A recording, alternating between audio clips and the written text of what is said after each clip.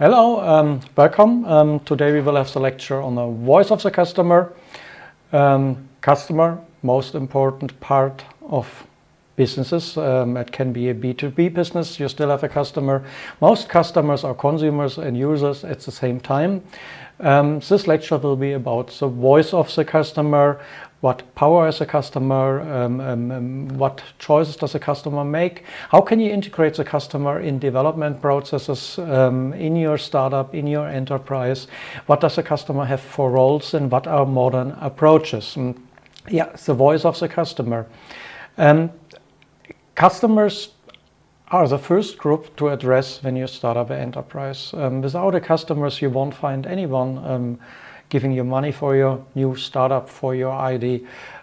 Customers actually are determining the way products are produced, developed, designed. Customers are quite powerful in every process you do when you start up an enterprise and when you have a running enterprise, when you introduce new products. Customers can have different roles. I mean, you can see them as research, as market research does. Market research goes out, is asking customers what they want, what for demands they have, what for wishes, what for visions they have in the future, what products they need in the future, what you can do for customers. You can see customers as creators. They are more and more creating products their own.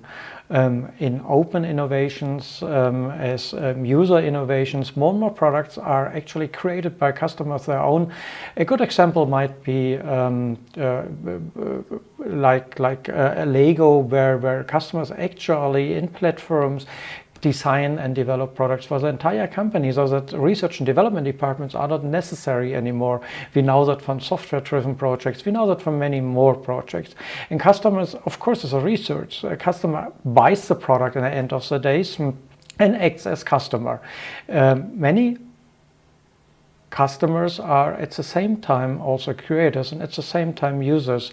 So you see that customers can have very different roles, as we all have different roles. We can work for a company, at the same time we are also customers and use products and maybe create products.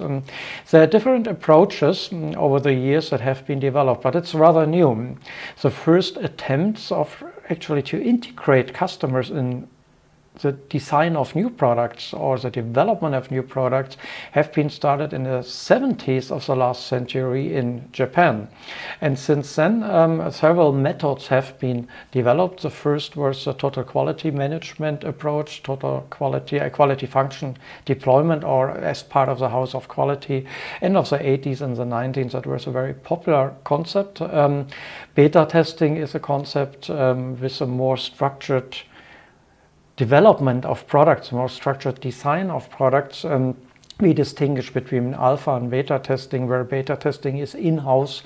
You test everything before you release it, and beta testing is actually already testing with customers and improving the last steps of the project. You have concept design, consumer idealized design, and where I want to speak more about is the lead user approach, which is a dominating approach of the last 2 decades.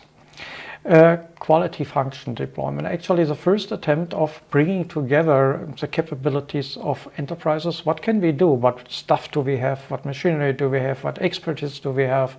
Together with what is actually needed on the market, and that brought together with the customer. And that might look like that. Customer needs, customer perceptions. Do I have the money for doing that? Do I have the engineers, the people for doing that? How does a product in the end look like by bringing all that together? Customer demands and perceptions, the capabilities in-house, the resources I have in-house, including the financial resources, and what I can do in what time. And that is an approach where in a kind of concurring engineering, it's looked at different perspectives into the coming new product, not only the internal business perspective of one company. Another approach, as mentioned, is beta testing. I have a new product, and I want to test this product on the market to give it the last little bit of design that it really fulfills the customer demands and perceptions. It's very well known in the car industry, where cars are driving around as test cars. and people test in very long drives last few functionalities and design attributes of this car. But it has not only the function of improving the product in the last steps, it has also the function of being a kind of first tool to marketing new products. We know that from Apple, from other producers, they actually use this beta testing for an effect, for a marketing campaign, word of mouth campaign of coming new products. So it has a two-sided effect and impact and a two-sided meaning when you do beta testing, but it's also the end of a product development journey, important tool to have the last tests of the product. Another is concept test, also rather in the beginning as quality function deployment. When you start out, you have a lot of customers coming together in focus groups with market research, generating IDs, screening IDs, testing IDs in consumer testing. That's mostly done by market research institutions who actually test design, colors, shapes, surfaces to customers to give future designs already a certain shape. Quite similar as consumer idealized design. This consumer idealized design is when you actually not let engineers designing new products, but consumers write in the beginning of a product design a project, so that you set them together in a kind of brainstorming sessions. They define product attributes, they define the necessity points that have to be fulfilled for products requirements, then to be developed from engineers in practice. But when you go through all that, it becomes obvious either you have it in a very beginning of a design process, getting the customers in, designing concepts, mixing customer perception, user perception needs with the feasibilities in companies, having this consumer idealized design in the beginning, or they have it in the end as beta testing. But what's actually missing is an approach throughout the entire process of creating something new. And it must not be only a product or a process. It could be also a simple startup enterprise where you have the customer following you the entire way. There are more critical points. I mean, as research shows, brainstorming is not a valid method. When you brainstorm in groups, in short, you get free riding, you get dominating people, you have constriction in brain capacity, you cannot think and talk at the same time, and there are many reasons why brainstorming actually isn't a very efficient and effective method doing that for most here for consumer idealized design. Customers or consumers users are not co-creators yet, what I said, either in the beginning or an end, but there's not much in between using them really as source or letting them creating their own. There are very little attempts doing so. The suppliers are neglected. I mean, most of products consist more of supplier outputs than of actually company output. Just take a car. This big automotive corporates just assemble cars from products that are produced by suppliers, delivered to those corporates.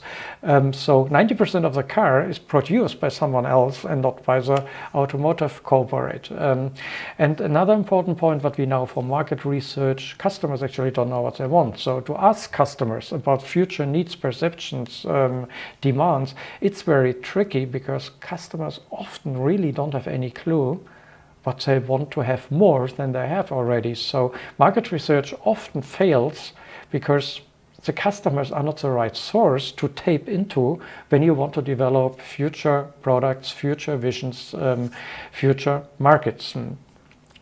Actually, and that's a new approach, you want to have the customers or users before early adoption. You want to have the users that develops themselves at products. Just ask yourself, did you ever think about the improvement of existing product? Did you ever think about calling the numbers that are on all products to let corporates know about suggestions for how you could make it better, or you could color it differently or shape it differently.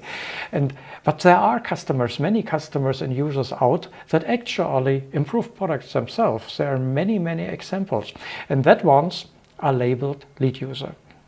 And since 20 years, this concept was developed in the late 80s, not often used in the 90s, and then it exploded because many businesses, companies, also entrepreneurs found out that working with lead users, people who are into a certain field leading the trends in product development, let it be in sports equipment, let it be in many other disciplines, software development.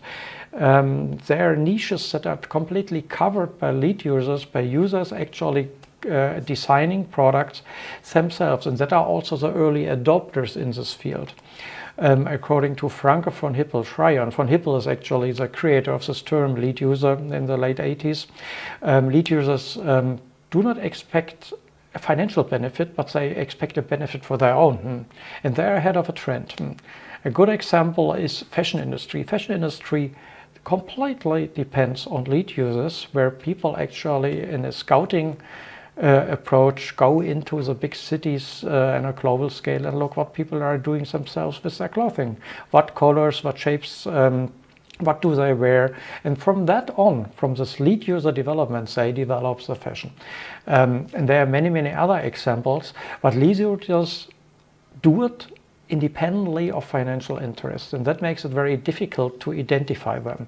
But as research shows, quite early, they are leading to better products, products that sell better, products with higher profit margins, even products that are more sustainable. Here, just some numbers out of one research, pretty old research, but not much might have changed, from von Hippel, that actually with a statistical significance, lead user products, LU products, are better in novelty, in newness, in operating profit, in many, many, many things. Also, when you look at this, single studies on different products that are developed by lead users, more and more products are developed by lead users because companies recognize lead users are part of a user and customer community and are far better in developing products than house-own internal product development departments. There are many, many examples from Gatorade, developed by US trainers, to whatever surfboards. The 3M, this paperclip, was developed actually by failing in a research development project. We were actually developing a glue, which wasn't a glue in the end, but which was very perfect for this paperclips. There are many, many more examples. What we have done once is to ask ourselves the question, can we actually identify lead users in social networks? Because lead users must be different than other users. Being creative, being ahead of a trend, means to be able to tap into diverse sources of knowledge. So to be in a network, in a social network, positioned, located at a place where I have actually access to very diverse groups. And that's labeled somehow betweenness centrality. Here, example, I mean, everyone would intuitively say Diane is in the middle of a network because there are most contacts. But if you just calculate the shortest paths from all actors in this network, you will see that Heather has the shortest paths on average to every other actor in this network. And with that, she is provided with the most information. And that measure can be applied to offline and online networks wherever you look for that. And we were actually setting up the hypothesis that these people who are actually positioned like that must be more likely lead users than the other actors. And that we were testing a lot in research, and we found out that's really the case. We were testing that with real projects with corporates. We were testing that on online platforms. We were testing that in school classes. And it is possible to identify lead users and to use lead users. And last but not least, when I look around at startups we were supervising, we were incubating, many of the startups are the result of lead users itself. You have many students writing master theses, many doctoral theses, many research projects end up in being a spin-off from universities because lead users were with passion working on a certain project, on a certain research question, and finalizing that with creating new products and new ventures.